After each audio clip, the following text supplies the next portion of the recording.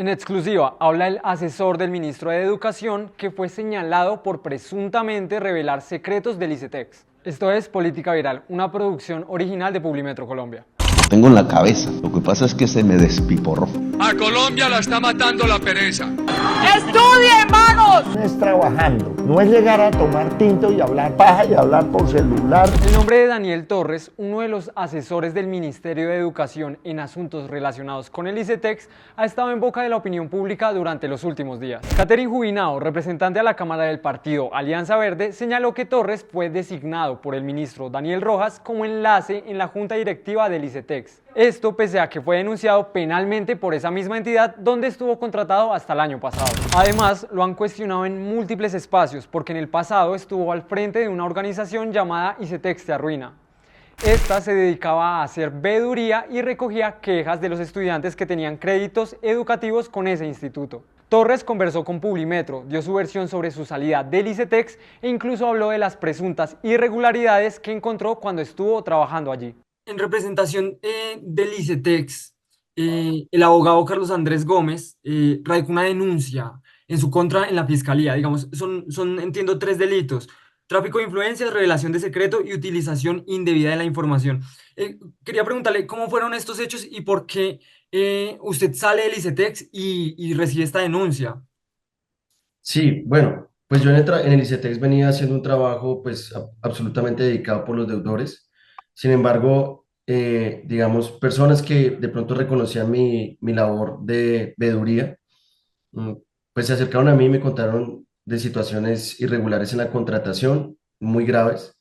Yo soy de la filosofía, los principios de que el dinero de la educación es sagrado y cada peso que se le saca de los bolsillos a los deudores tiene que ser dedicado a reinvertirlo en otros jóvenes para que puedan estudiar o para mitigar la situación en la cual están viviendo ellos. Desafortunadamente, lo que encontré a raíz de pues, las personas que me compartieron, digamos, cosas que yo no tenía por qué ver, porque esos eran temas de contratación. Yo estaba ligado a otra área, yo no tenía nada que ver con contratación.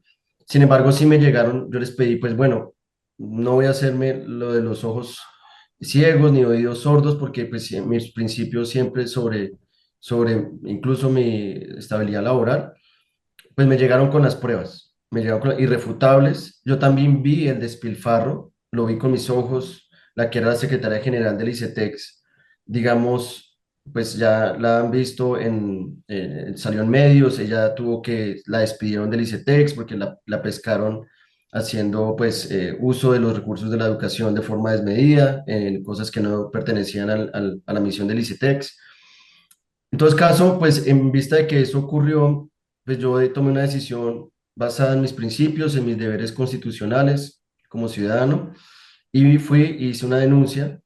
Obviamente esto fue como en agosto del año pasado, una denuncia muy bien documentada que a la postre ha llevado a que la Contraloría ya haya hecho traslados a los entes a la Fiscalía y a otros para que pues empiecen unas investigaciones de carácter penal contra quienes han cometido esos delitos. Entonces eso pues desafortunadamente llegó a conocimiento del señor Toro y pues en vez del señor Toro de ver eso con buenos ojos, de que uno como contratista, yo era contratista, pues igual cumplí mi obligación, pues desafortunadamente lo tomó muy mal y pues me sacaron de forma muy repentina, arbitraria, sin duda alguna irregular. Y bueno, me fui satisfecho porque pues mis principios y mi moral quedan intactos, pero eso sí, luego de eso empezó una retaliación muy fuerte contra mí, desde la presión judicial, unos acosos judiciales, con denuncias que no tienen sustento alguno, fundadas en anónimos, que son muy sospechosos de dónde surgen, incluso llegando hasta el acoso familiar, enviándole a mi esposa mensajes para tratar de destruir nuestra familia, ahora mediático, y de repente pues sí es muy sospechoso, por lo menos muy cuestionable que el ICETEX, una vez yo inicio otra vez una vinculación laboral con el gobierno para continuar la misión de transformar al ICETEX y rescatar a los deudores, pues en vez de dar la bienvenida que yo pueda aportar a eso, pues empiezan ellos mismos a hacer unas acusaciones Son una denuncia que pues no tiene mérito, pero pues en este país una denuncia no se le niega a nadie, entonces pues yo la he asumido con responsabilidad, yo mismo he ido de forma voluntaria a dar mi testimonio, entonces ya pues será esperar que la archiven, porque eso no tiene otro camino más que el archivo. Antes de estar vinculado al ICETEX, mencionaba que esa entidad debía ser liquidada. Quería preguntarle si aún considera que ese debería ser el camino para el ICETEX.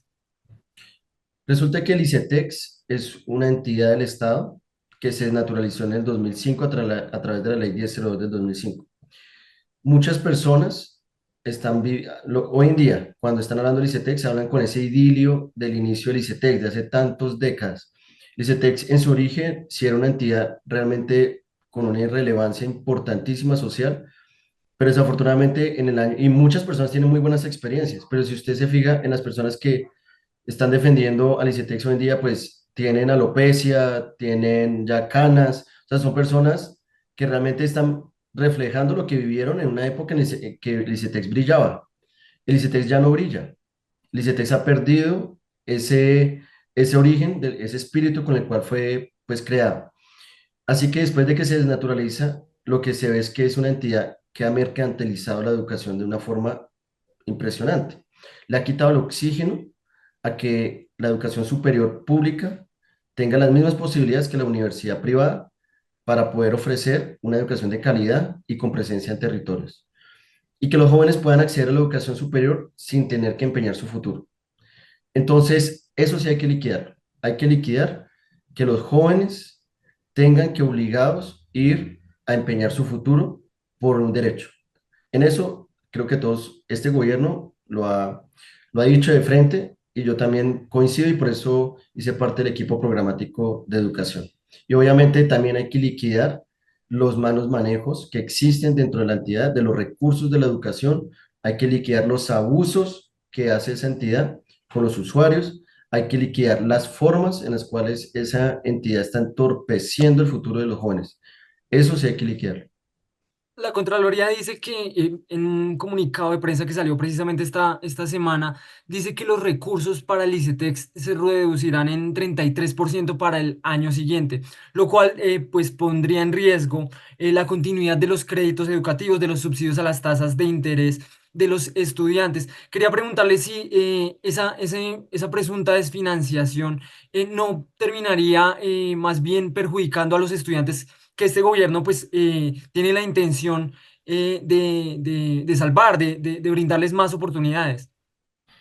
Estos ya son asuntos que obviamente el Ministerio de Educación tiene su conducto regular para responder, pero lo único que puedo decir es que si uno ingresa a las redes sociales del Ministerio de Educación o a sus comunicados y al de, por ejemplo, también a lo que ha dicho el presidente Petro a través de la red X, pues ahí está la respuesta. Ayer dijeron que había un parte de tranquilidad, sacó también la Junta Directiva un comunicado para un parte de tranquilidad. Entonces, pues lo único que puedo decir acerca de ese tema, porque no es mi autoridad ni lo debo hacer, pero si uno va y lee lo que está en las redes sociales de los medios oficiales y del presidente Petro, es un parte de tranquilidad. El presidente Gustavo Petro y la vicepresidenta Francia Márquez incluyeron como candidatos la idea de condonar todos los créditos del ICETEX, lo mencionan en general. ¿Usted considera que eso sea posible?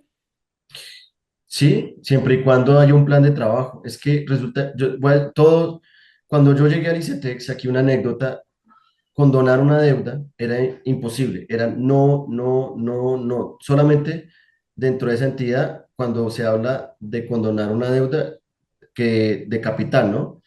El capital, la respuesta era no, imposible, no hay forma.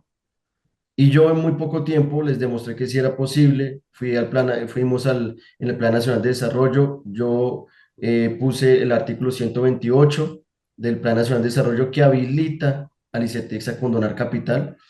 Y en el poco tiempo que estuve allá, logré impulsar que a los jóvenes de Serpi lo pagan, a 5.000 mujeres, cabeza de familia, víctimas del conflicto, personas en extrema pobreza, a 5.000 jóvenes se les condonaba por completo la deuda y a esas personas siempre se les decía que no. Luego sale lo que hoy en día llaman plan de oportunidades, basado en el artículo 128, que creo que ha beneficiado y ojalá mantengan ese beneficio a cerca de 30.000 jóvenes para recibir condonaciones de capital. Entonces, todo es de una hoja de ruta, de trabajar, de todos los días levantarse y trabajar por ese objetivo. Todo es posible, nada es imposible. Lo único que es imposible es cuando uno y allá pues se sientan sobre una posición, digamos, arcaica y prehistórica de que no es necesario. Ellos no ven como una necesidad que a los jóvenes hay que darles una condonación de capital. Sí es una necesidad. Hay jóvenes en situaciones de graves dificultades económicas, mujeres, cabeza de familia que tienen que decidir entre le dan solo interés al ICETEX o le dan comida a sus hijos. Sí lo necesitan.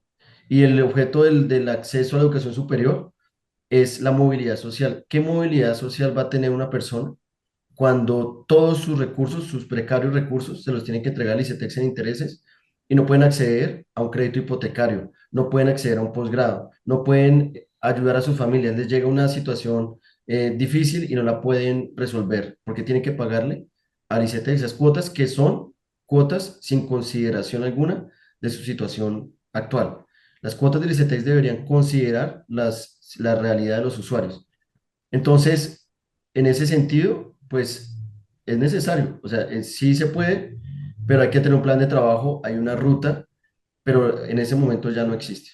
Si quiere ver los últimos capítulos de Política Viral, puede hacerlo dando clic en el siguiente enlace. Lo tengo en la cabeza. Lo que pasa es que se me despiporró.